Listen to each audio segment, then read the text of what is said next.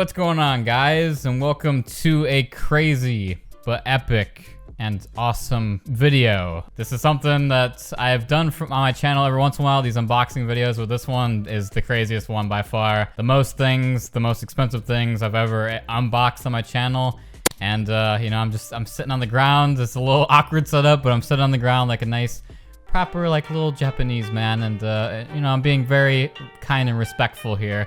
And it's a little weird, but today we're gonna be unboxing a bunch of stuff, a bunch of camera equipment. Just a forewarning, if you just stumbled across this video, randomly searching YouTube, if you want to see certain parts of this, because this is gonna be a really long, crazy video, there's gonna be unboxings in this. There's gonna be reviews, there's gonna be test footage, all this stuff of all this equipment. So if you want, you can just look down and skim the timeline. There should be like timestamps of if you want to see some certain thing. But if you just want to see some idiot unbox a bunch of equipment, take his time, and say some bad jokes, well, you come to the right place. So basically, if you guys don't know, I am a cinematographer for film, and I have 2 new films coming out soon that I'm writing and directing and shooting. I'm the cinematographer for it. I'm mostly a cinematographer, but I've never done directing, and I'm getting into that soon. I'm doing that for my master's degree at uni right now, and I needed some new equipment because I can't rely on the uni because it keeps shutting down. Thanks, COVID. Shout out. Shout out. Yeah, thank you. I figured it was time for me to get a new camera, and that's what this bad boy right here is. This right here is the main thing that I'll be unboxing. This is the Blackmagic Pocket 6K, and this little bad boy costs a pretty penny. I got it for 1800 pounds, which I think is like $2,400, something like that. I got it used, but it's in really great condition. I got it used from France, actually. Shout out to France, thanks. Doing me a favor again. You gave us the beautiful Statue of Liberty, and now you're giving me this camera. You guys, you know, we make fun of you all the time, but you're really helping us out. So why I chose this guy is for a bunch of reasons. One, it is insanely powerful. It's obviously a 6K, I hit the mic, 6K camera, which is amazing. But what's even better about it is the fact that it's really small. It's surprisingly small for how powerful it is. And when I'm out there filming 17-hour days or something like that, I don't want to be carrying these crazy huge cameras, and they're so insanely heavy. Here we got like a DaVinci Resolve Studio, which is cool, and then like some cleaning and cloths and what is it? Protective screen, so that's pretty cool. A strap. We got a power, so you can plug it into the wall, so you don't have to rely on the actual batteries of the camera, because the batteries are infamously bad. But I got a solution for that. The batteries die like really quickly. We got all the plugs and the actual battery itself, which is just a Canon LP battery, which is not the greatest, but you know, it's better than nothing. Oh. There it is. There she blows, ladies and gentlemen. Straight from France. Oh, thank you, France. I appreciate it. And here she is, right here. Oh, and there she is, the Blackmagic Pocket 6K. So, wow, that looks. It's super clean. Like I can't fault the guy at all. He did an amazing job taking care of it. The sensor is amazing. So what's special about this one is, there's a 4K version, which is a bit cheaper. Like, these are reasonably priced because you could actually film films on this thing. Why I got this one instead of the 4K one is a couple reasons. One, 6K is obviously higher resolution than 4K. The crop factor is a lot better. It's a 2-time crop factor on the 4K, which means if you have a 30mm, which I have here, a 30mm becomes a 60, which is insane. This is like a 1.558 or something like that crop factor, APS-C, I believe. And it's got I was talking about the crop factor. That's because it has a Canon mount, which is a lot better than a Micro Four Thirds. So it's got way more wider range of all that stuff. And yeah, that's a couple of reasons why I got it. And it looks amazing. And it's super light. Like, look at that. You can film films on this thing, and you can just hold it in one hand. That's absurd. But I love that. It looks amazing. And yeah, I mean, filming my YouTube videos on that too. It's not just for films that I'm doing, but also for YouTube, which is really cool. The key strategy to this camera is light but powerful. Keep that in mind, light and powerful. I'm tired of seeing all these people just buying so many things to mount on these little tiny cameras, like even like the little original pocket one. They buy all these equipment to make it super heavy, but what's the point? You know? I don't know. I just don't like doing that. So the next thing is a nice little lens. It's a Sigma 30mm. It's a prime lens, f1.4. It's not a cine lens.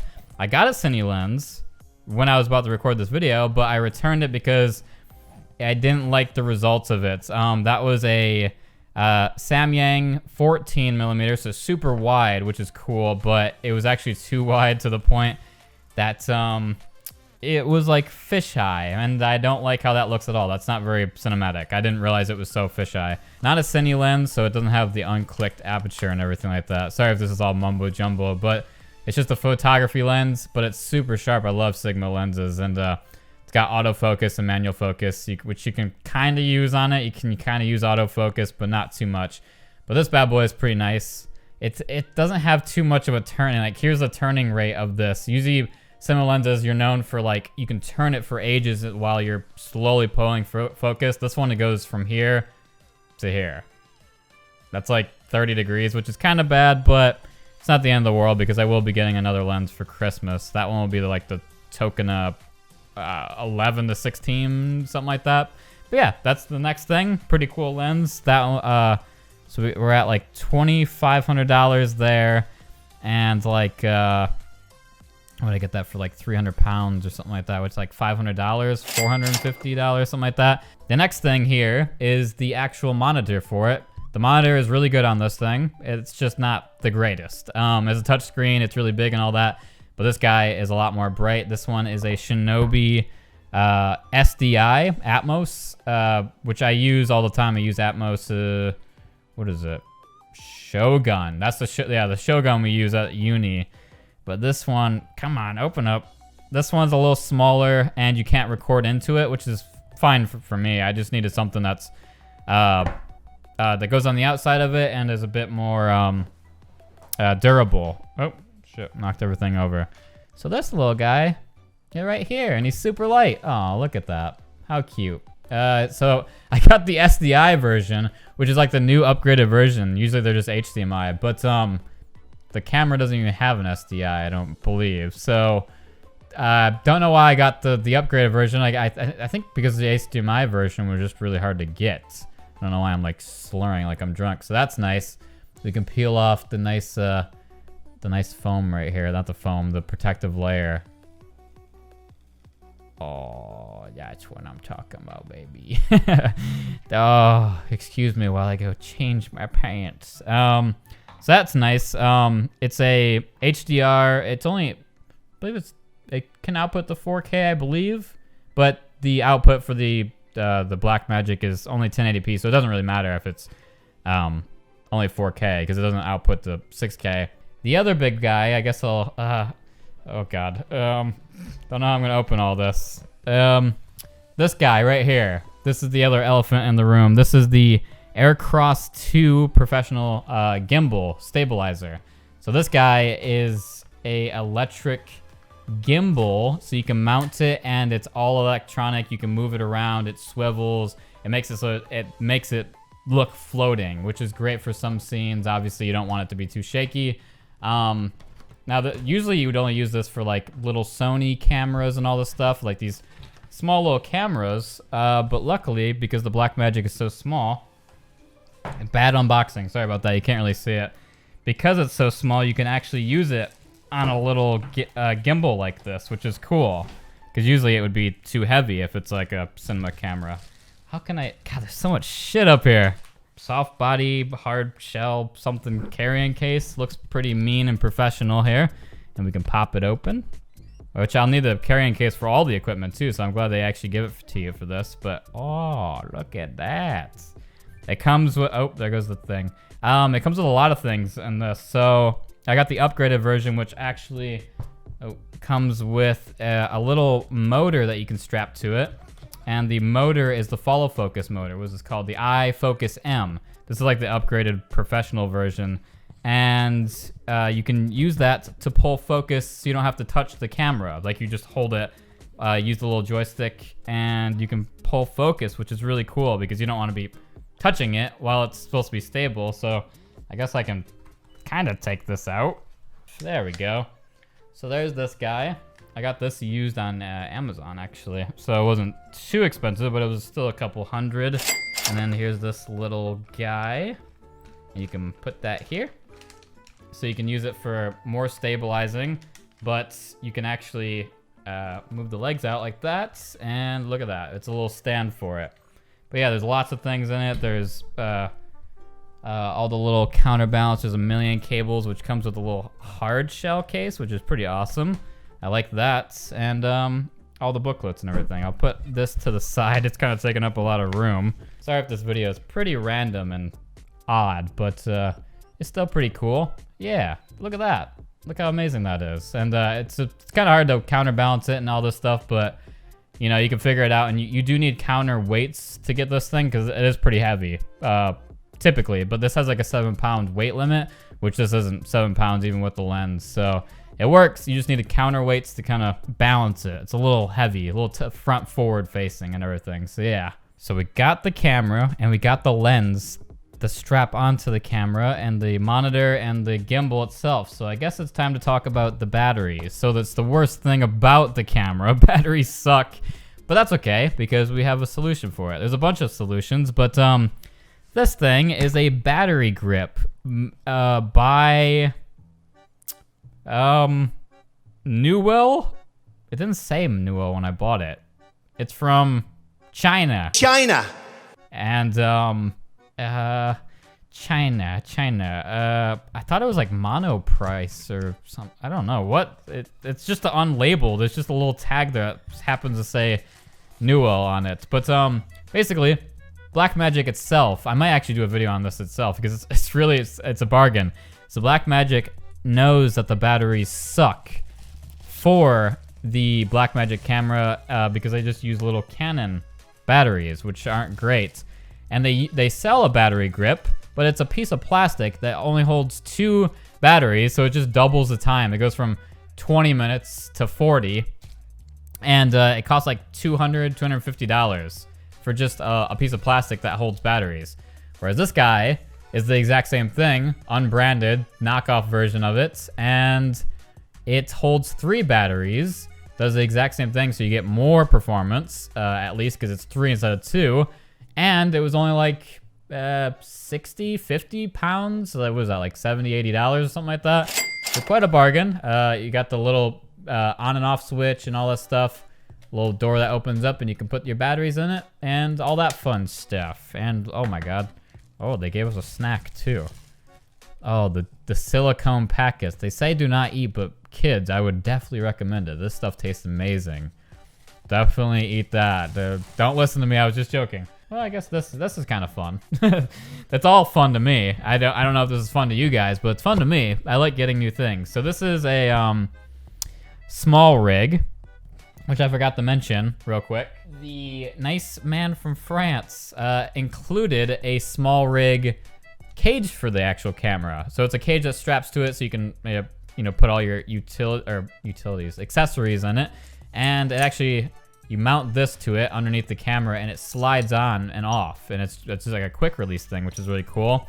And then it comes with like an L bracket thing for the cable, so you don't damage the camera. But that's really cool of him to include that. I like small rig stuff. It's actually really good, and it was free. I didn't pay anything for it. I just threw it in, so might as well take that. What's next? So this right here is a handle. This is by Small Rig as well. Good company. They make really cheap accessories for cameras. And this is more for the rig itself. One little fun fact about this, if you know anything about working on cameras all day, they all have like these screws that you need like a flathead screwdriver for to tighten every single thing down. It's so annoying. But this little guy has a magnetic version of it right here, so you always have it handy and you can just stick it right on like that. That's really cool because you can have it all day for you, and you just take off the camera really easy. So that's nice. I like that thing. I guess I might as well just take everything out. What's this now? This right here is just the oh wait, I shouldn't do that one first. Don't mind that. So this right here. Oh my God, what is this? It's a Thunderbolt Type C? Why do I have that? Man, oh God. Don't worry, guys. It's not actually an Apple product. You can stop the rage comments right now.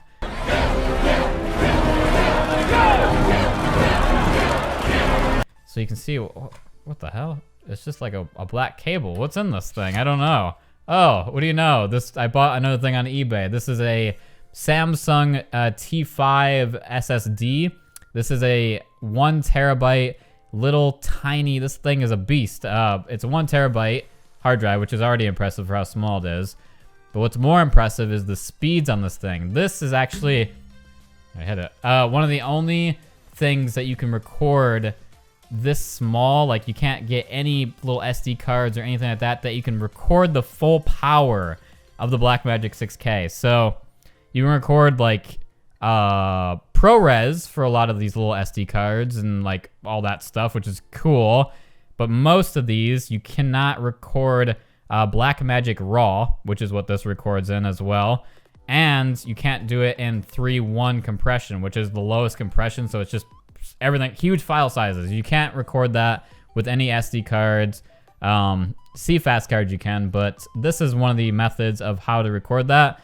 And I guess the eBay seller just put it in a weird Thunderbolt cage, a little box, I guess, to do that, because you can't just tape it to the camera. I guess you could, but I have this little mount guy right here, which is a Tilta, what is it? Tilta TA SSD T5 holder. So this basically mounts to your cage or whatever it is, and it mounts on top of it, and you can put the SSD inside of it and fasten it down so you can have it on top and record straight into it. So it's just a nice little way to record lots of file sizes and everything. I have this, which I opened up just to make sure it wasn't broken. This is a Atomos, again, Atomos for the monitor. This is a coiled HDMI cable. Wow, really fun. You'd expect a little cable like this. This would be like what, like $5, something like that. It's a pretty small HDMI cable. No, that's not how Atomos likes to do it. They like to charge the most you can. So that thing was probably like $30, $40 for a fucking HDMI. This guy is keeping with the theme of small and light. This is another cage, but it's for the camera, and it's a lot smaller than that cage. If you wanted to keep things really, really slim, this guy just mounts on top of it just like that, and you can mount your monitor and your recording device right on top of it, so you can keep it really, really small and light. It's just like a really mini version of a cage, and I really like that. That's just a great way to keep the weight down. This weighs like nothing, whereas these cages can get pretty big and heavy. So that makes it so you can use everything you want, but keeping the weight down. This little guy is a, what do you call it? An arm. Yeah, I guess you could call it an arm for mounting onto the camera itself, which is cool. You mount that onto the camera or the rigs, and the other half is for the monitor. But you notice it's not like a screw. Like the bottom of the Atomos has a 1/4 screw. But this little guy is really cool, actually. I don't know this company. I never used them before. But basically, you have this little piece which screws onto the bottom of the monitor itself. So you take it, you screw it on like that, and you can leave it on the monitor. And this guy is a little quick release thing that just slides on, and you can tighten it just like that. And then it's good to go. Instead of taking it off, which is really annoying, taking off like a huge monitor all the time. So this makes it so it's like a quick release thing. Batteries. You need plenty of batteries for this camera. So these are little Canon LP batteries, which are from China. China! Yet again, but they're nice little brands. I'm not sure what the voltage is of them. Oh God, what the hell? It's like stickers and stuff. So I don't think I want to be pimping out my stuff with these Chinese warning stickers. But yeah, got a little case for it. And there's 2 of them. I got 2 extra batteries because the camera comes with 1, so that makes 3, and I can put all 3 in the little extra battery grip. So yeah, that's kind of the main stuff here. There's a lot of random doodads laying around, the big case and everything, but here's the actual camera itself. Oh yeah, it's so good. Oh, you gotta love that. You gotta love it. Basically, what I'm gonna do now, is I'm going to show a lot of different things. I'm going to show test footage of this. I'm going to go off and just record some stuff, compile some like interesting shots and everything. And then I will show kind of different forms of this. I guess I'll put it like together and like add it with that and this and that and show like all the different forms and all that you can make with this, because you can build this and customize it any way you want, which is awesome. And yeah, I'll just be showing that, then talking about it and showing actual footage and all that good stuff and reviewing it. And let's see how this little guy performs compared to this little guy. Yeah, let's take a look, shall we?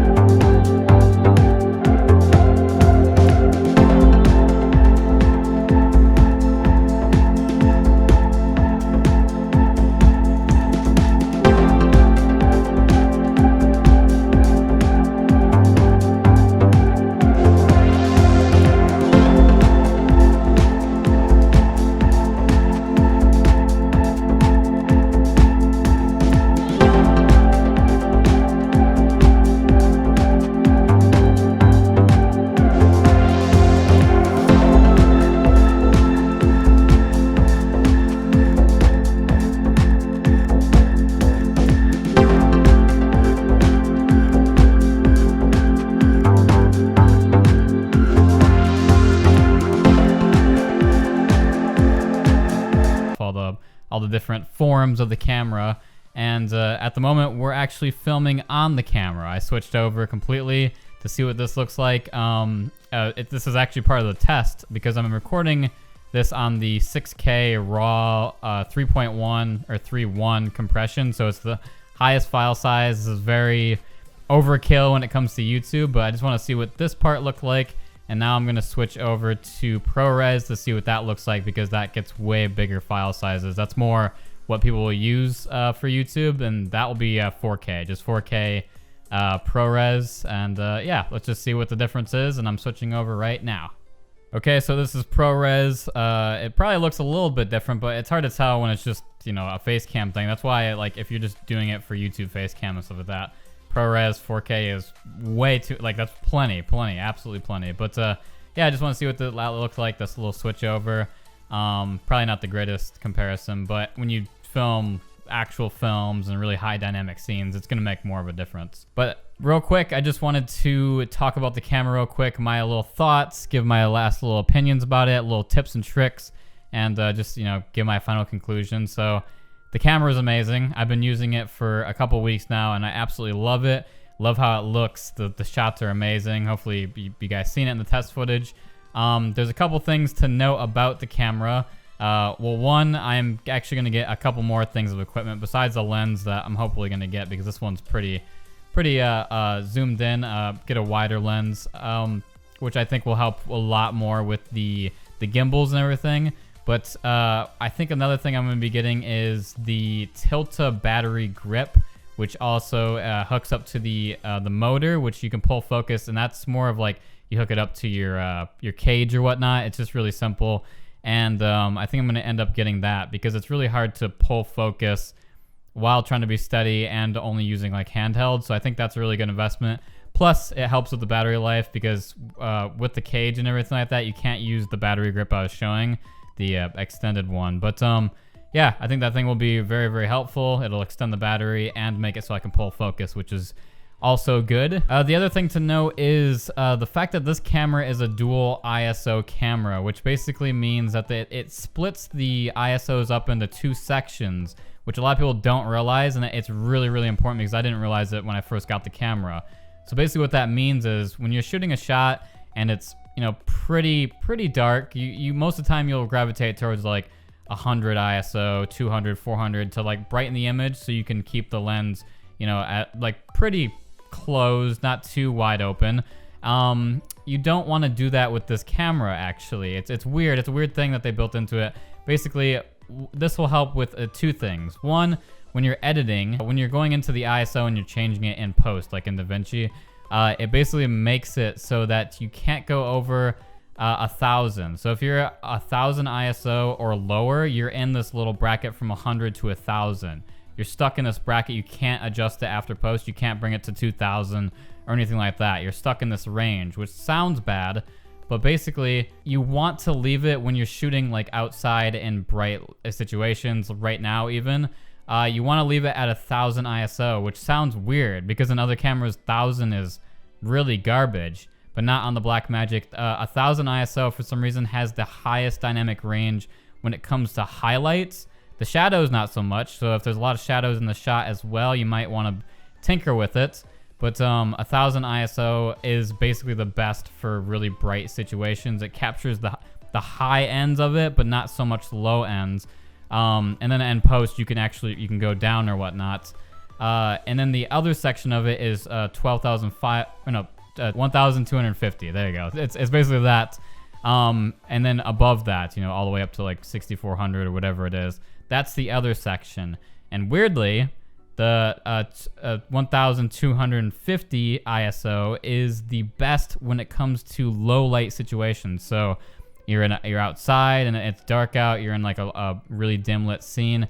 That will give you the greatest images, and that's what most of those shots were filmed in. Besides the Christmas stuff, the Christmas stuff inside was because there's lots of like highlights and everything. I used that as 1,000. Outside when it was super dark, I used 12,500, 1,250. I don't know why I can't say it. But yeah, you basically want to use that for the low light situations, because that makes it the low ends, the dark, the shadows, all that stuff. It captures all that the most. Sorry about all that rambling, but yeah, just I love this camera. Hopefully you guys enjoyed this video. If you have any questions about it, feel free to leave me in the comments, and I can't wait to do some videos on this bad boy, and then also my films coming up. But yeah, more equipment to come. I'm gonna need some more things, but at the moment I'm really happy with it, and hopefully you guys enjoyed this video. If you did, leave a like, subscribe, or whatever the hell you want. I don't care, but you know, I had fun doing this video, and it was quite an experiment. So hopefully you enjoyed, and I guess I'll see you guys around for